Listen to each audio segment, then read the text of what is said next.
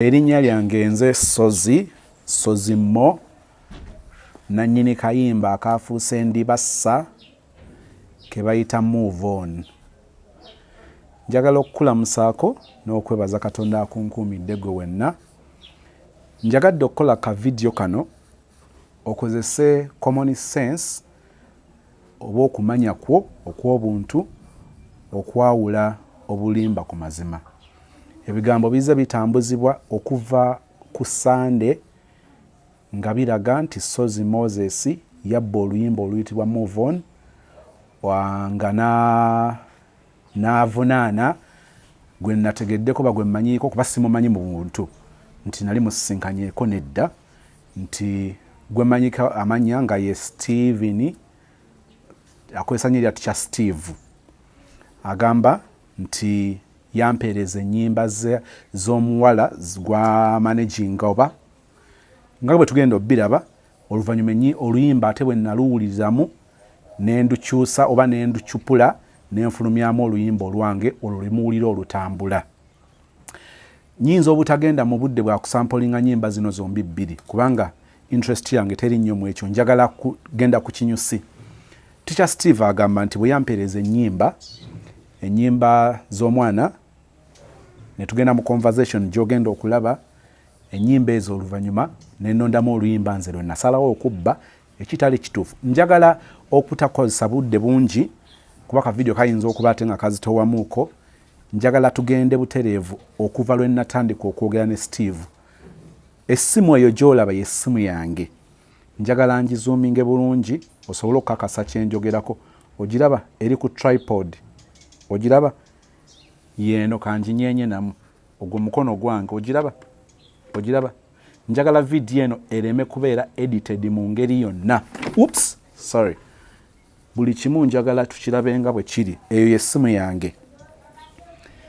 Essimu eyo njagala njigende mu WhatsApp kubanga soogerangako naye mu direct calls. Njagala nzuuminga essimu eyo osobole ogiraba obulungi. Njagala ngizuuminge bulungi osobole okuba ng'olaba bulungi kyenjogerako ne wano katusitulemuuko obe ng'ogiraba. Kyemanyi nti essimu eyo ogiraba bulungi. Essimu eyo nina WhatsApp za mirundi ebiri nga naawe bw'oyinza okuba ng'okozesa essimu yo n'engeri gy'ozikozesaamu ogutali musango. Kakati bw'ogenda mu ssimu eyo njala genda mu WhatsApp.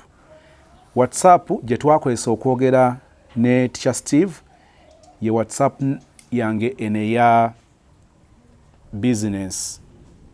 Kanjinyigeko ogiraba. Steve nali saamusevinga awolaba eraga eringa ebbafalinga waiting for network. Ndisablinze data abantu baleme kuweereza messages kubanga ebimu biyinza nga tebyetaagisa. Bw'otunuulira essimu eyo nali saasevinga namba ya Steve naye oluvannyuma lwa bino byonna ne nsalawo okusevinga ennamba ye ne muteekako erinnya erya posta. Njagala nnoonye posta.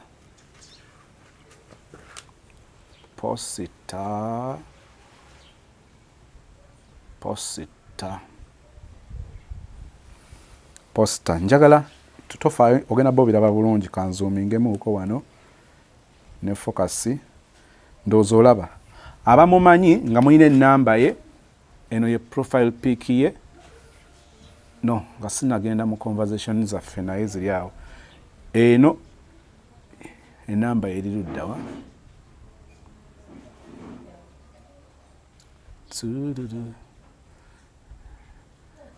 Okay.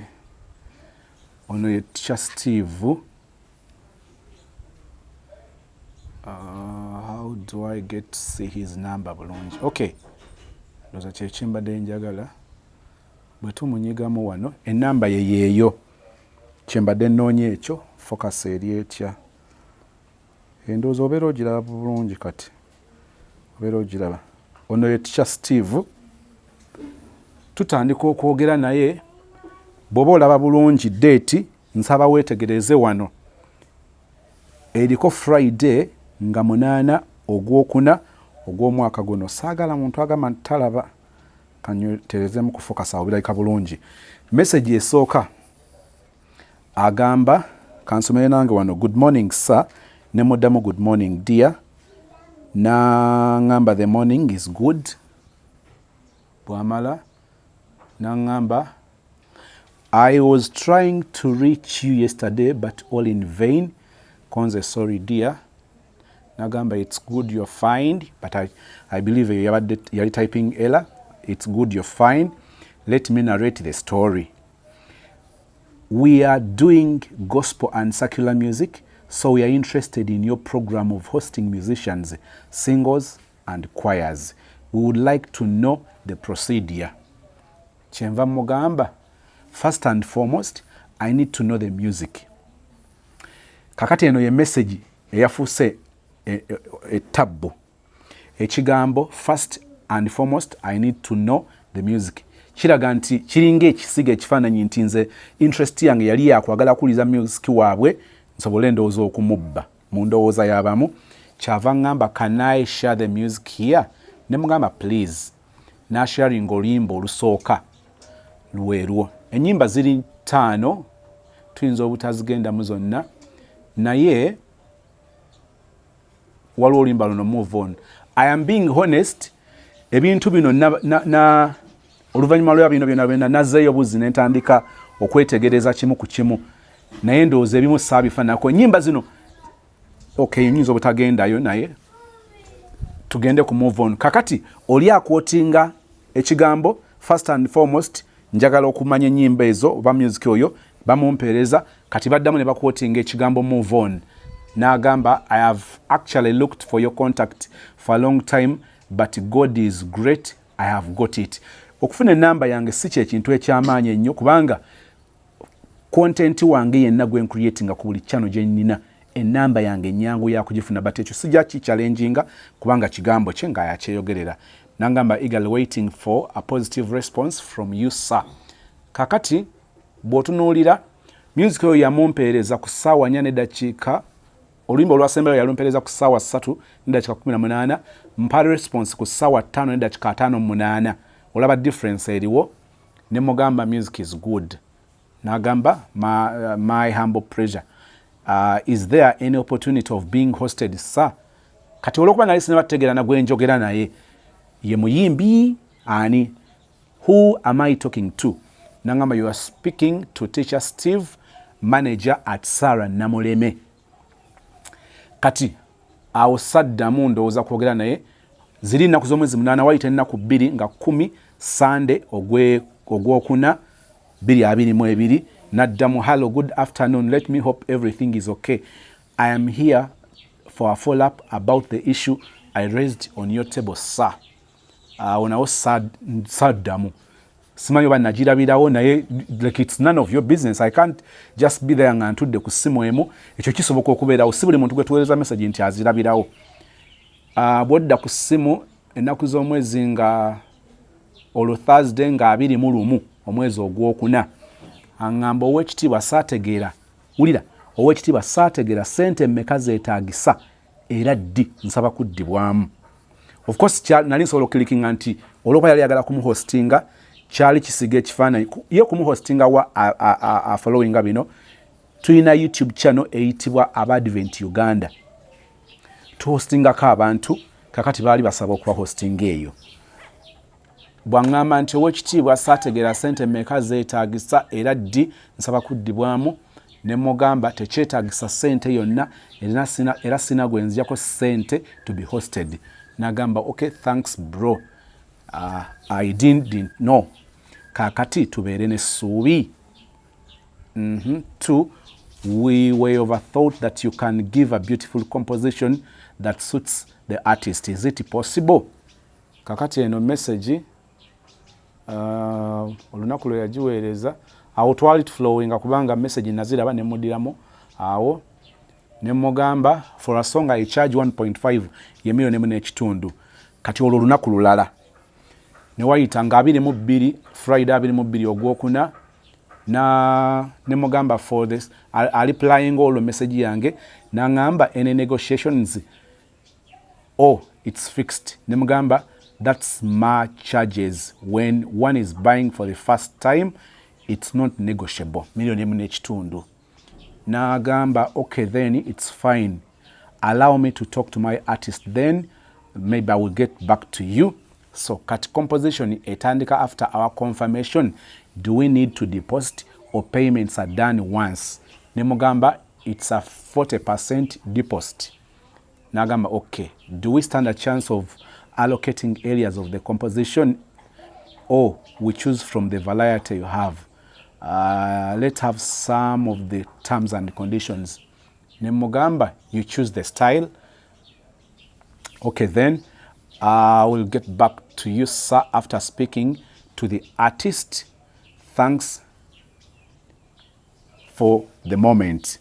Kakati njagala okutegeeza nti conversation yange naye awo yali yakoma, soko ignoringe message zino ziri bbiri, soko zignoringe tujja ziddako.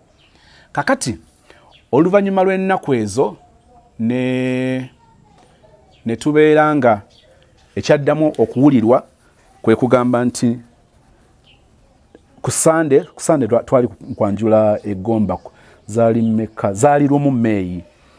Ntandika okufuna messages nga bagamba omuntu aclaiminga nti Yabbye music we ngenda okubigenda deeper, kati kwe kulaba nti omuntu oyo atambuza conversation ezo newankubadde si zonna alina we yapickinga, nze nkulaze zonna. Ekyo bwe kiggwa omuntu oyo n'afulumya public notice, nyinza obutajogera ko kati kubanga njagala kubeera ku mulamwa ogwa bino bye banvunaana, naye nga public notice nga ategeeza like it is to whom it may concern nti Ssozi yafulumya oluyimba lwe mu ngeri emenya amateeka, oluyimba olwa Move On. Ekyo kye njagala okukiralifyinga. Bw'oba ojjukira bulungi nga nkuzizzaayo conversation zaffe, bw'oba oziraba ne Teacher Steve, ziizo zitandika ennaku z'omwezi nga ndoza kirabika ennaku z'omwezi nga 8 omwezi ogwokuna omwaka 2022. Oli Steve ogwo gwe mulundi gwange mu bulamu ogusooka okwogera naye n'okutuusa olero simanyi simusisinkanangako mu buntu. It's of recent lwe nagenze nga bapostinze ebyo bintu ku Facebook nendaba ekifaananyi kye sinina sure nti oba yeye kwa sinaddamu kwogera naye, abantu bateeka ebifaananyi ebirala, so I can't confirm that I know him bwafaanana, ekyo mba nnimbye. Naye mulabye nga okwogerezeganya kwange ne Steve kutandika ennaku z'omwezi nga 8 ogwokuna. Steve bw'avaayo n'agamba nti yampeereza music we nga bwe mumulabye bwe mbibalaze, ekyo kituufu, yamumpeereza. Bw'aba nga asinziira ku ekyo okugamba nti nze nabba oluyimba lwabwe, ntandika okubaga nga bwe mbagambye, ntandika okumanya Steve, okwogera ne Steve ennaku z'omwezi nga bwe muziraba ezo 8 ogwokuna. Njagala okubakakasa nti ebyo byonna bigenda okubeerawo ng'oluyimba lwange olwa Move On weeruli. Oyinza okwebuuza nti oyinza tukakasa otya ku ekyo. Kino njagala kigenda eri buli muyimbi oba buli muwandiisi. Bino bye tuyimba ne tuwandiika ennyimba mu bitabo, nze bayira sibikola ebyo by'okuwandiika ennyimba mu bitabo. Ntandika okuyimbya ennyimba okuli serious ndoza 2.5 awo 2.4. Music wange ojja musanga nga mwewereza ku email, WhatsApp bwe zajja nsobola okurecordinga ne mbyewereza ku email ne bijja ku WhatsApp. Records zange ziba digital nti mba nsobola okugenda ne mbisanga just in case. Oluyimba olwange olwa Move On nduwandiika ddi, ekyo kye njagala okukulaga kati. Nagambye nti saagala ku editinga kintu kyonna, footage ono ogenda bbanga omufuna mu ronga bwali. Nina essimu 2 zonna zina WhatsApp. Nsobola okwewereza message okuva kwa WhatsApp emu kudda ku WhatsApp endala. Ekyo nyinza obutakigendamu mu details kubanga ekyo si interest gye tulimu. Kati njagala tugende ku ssimu yemu yennyini eno gyendiko, ku WhatsApp yennyini eno gyendiko. Nina essimu yange era yeno gye yakozesa. Kakati nga nkozeseza essimu yange endala neewereza ebintu for records ku ssimu yange eya WhatsApp endala. Njagala njikulage. Abamanya essimu yange, a few abamanya essimu yange mujja kusobola okukiraba nga mukebera profile picture yange kuliko kye. Essimu yange eyo nagituuma internet line kubanga ogiraba n'ekifaananyi kyange ekiri ku profile picture. Abamanya ennamba eyo ne bwe mba ngambye nti kanjikuwe kati ogikebere yiiyo olaba eyo essimu yange eri official kakati essimu eyo ngikozesa nempeereza oba nenjiweerezaako byemba njagadde okutereka okusobola obijjukira obulungi awo tuveewo. Essimu yange yeeyo eya WhatsApp. Wali twatandise okwogera ne Steve ennaku z'omwezi zaabadde nga 8 omwezi ogwokuna omwaka 2022. Kakati nkutadde ku ssimu yange eyo kwenteekedde okuteeka ebintu byange. Bino byonna byolaba zibeera voice notes oba nnyimbi oba olyampeereza ebintu bye okubijjukira obulungi. Olaba wonna nkulaga nti sigikozesa mulundi gumu ne bwe mba scrollinze bwe nti ojalaba ng'eriko ebintu bingi ogiraba kati njala oli aŋŋambe nti Ssozi ofeekinze obiraba nga bwe biri nsoma ebintu ebyenjawulo okusinziira ku kyemba njagala kyobulaba mbikuumira awo naye njagala nkutwale ku mulamwa. Njagala nkutwale ku mulamwa. Ku mulamwa guliwa ogiraba bwe njikuumiramu ebintu byange ogirabye kati njagala tutandika ne yesterday. Video eno ngikutte leero ku Wednesday emisana. Kitegeeza nti John nina bye neeweerezzaako. Bwe tuvaayo eyo nga tujja scrolling enjala tugende ku nnaku ez'enjawulo olwoba nze wenkutwala mmanyiwo njagala okkirize tugende obugenzi. Awo ndi mu kuscrollinga bagamba nti bampeereza oluyimba lwabwe ennaku z'omwezi zaalinga 8 ne mala n'endubba. Kirabika bulungi ekyo. Bwe weetegereza obulungi byolaba ebyo byaliwo ennaku z'omwezi ziri 25 Friday 25 ogwokusatu. Bw'otunula bulungi waggula wasooka ye voice note naye teyagenda. Ekyo si kikulu kubanga nze nsigala nsobola ogifuna. Ekikulu tekyali nti njiweereza muntu agiwulire nali mbyeweereza oba egenze bategenze records zisigadde waawo. That is Friday 25th March 2022. Mmanya Steve ennaku z'omwezi nga 8 ogwokuna 2022. Bw'otunuulira message ezo zino lyrics ez'oluyimba lwe bagamba nti nabba nga balumpeereza nga 8 ogwokuna. Njagala nzikusomere kumpi kanzimbe buyimbi. Mbukati obulwa n'otulo kuba gwe wali wesize yakumenya omutima. Ng'oluyimba bwe lugenda. Mbwera olemwa n'okulya engoye zikugwa kuli okenenye swiri. Kati awo nawandika swiri bwe natuuka okulikodinga mu studio ne nteekawo baby. Mbu wali wagamba n'ababo olaba wano kiri n'ababo naye nagamba bazadde finally. Mbu wali wagamba n'ababo era ne bamulabako gwe ng'omanyi wamala. Kati gwe wali wesiza kubadala kale ne bw'omuweereza ka message wano nayimba bu message bayamba n'abubikkula wakoma olinda lwali kuddamu nga takuli manya omukwano gw'abasinga bwe guli kye bakusinga kwegumya gwe tobalaba n'obabalira mu baamala. Kakati ojja kumbuuza nkusigira ekifaananyi verse 2 nebeera bwetyo. Verse 3 saagitayipinga kubanga ebigambo byali so simple. Nali njagala just kwe najjukirira n'ebigambo ebisembayo mu verse 3 ebisinga nabikolera mu studio. So nayagala bino ebigambo nsobola obijjukira. Kakati move on tokirabyemu mu bigambo bino. Katuddeyo ku voice kanejjeko ne microphone eno ginkwatireko awo ebeere ku speaker ya kamera ya simu. Kakati tuddeyo voice note yesooka yeeyo yiino yesookera ddala. Kitegeeza nti ebigambo nali mbiyimba nga sinaba bitayipinga. Oba onfuna kamplayinge move on sweet love chiba chisima bwe bayo chiri beta kati tunoonya nyiza n'obuteeyongerayo tubale tunoonya ekigambo move on we kiva kyekyo kankiddemu. Move on sweet love chiba chisima bwe bayo chiri beta era muwulira nasooka kuyimba laavu kiba kisima bwe bayiyo kiri bedda naye oluyimba tekiri nti nga bwe waluwandiika teeka bwe oluyimba obikyusa.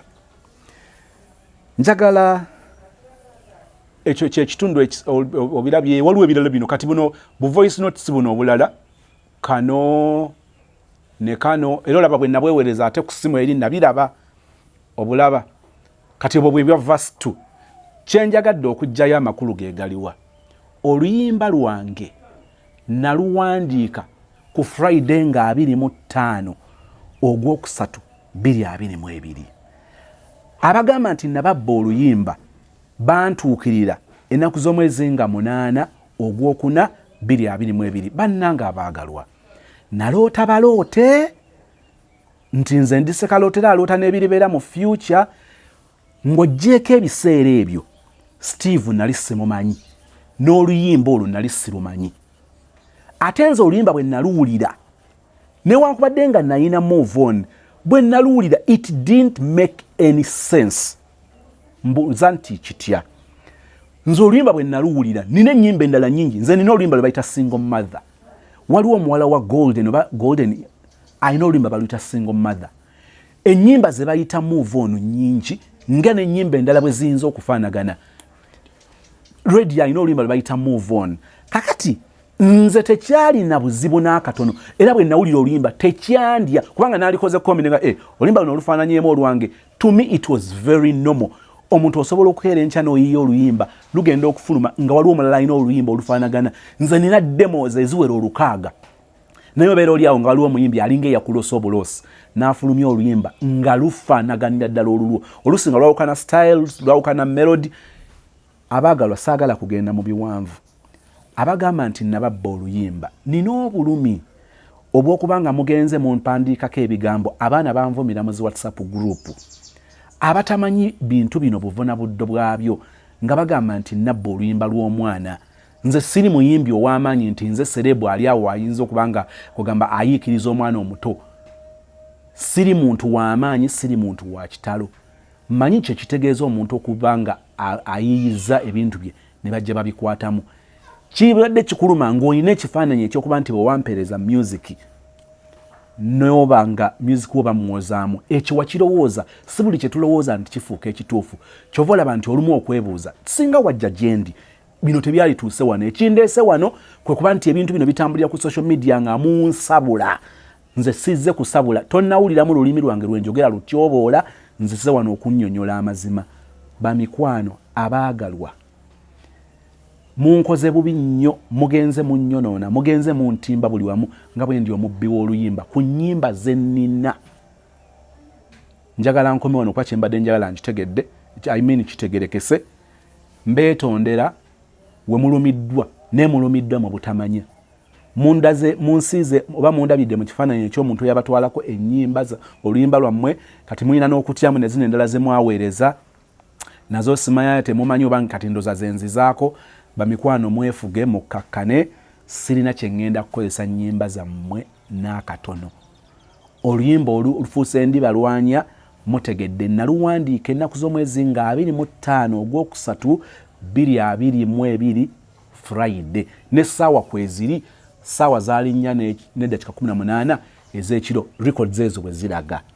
Njagala oli aŋŋambe nti nakoze Photoshop simanya nabyeditinze ku bino bye mulaba. Essimu yange yiino mugiraba yiino mugirabye kakati munkoze bubi nnyo naye nze ndi muntu ayagala emirembe. Kale bino bigenda kukoma wano simanyi kye muzzaako kuba kati maze okutegeera. Oluyimba mwalumpeereza 8 Ogwokuna oluyimba lwange olwa move on nze Ssozi waabwe kafenye ebbugga lya LBC naluwandiika ennaku z'omwezi nga 22 Ogwokusatu 25 omwezi Ogwokusatu nga bwe muziraba yalina Friday. N'olwekyo bamikwano nyoleddwa nnyo olw'engeri gye mungenze mundaalaasa ku bigambo bye mutalinaako mutwe n'amagulu. Mutambuza biri byokka ne mulowooza nti bwe mwalaba ebyo amazima gakomaawo. Ndowooza ekintu ekyo kitegeerekese.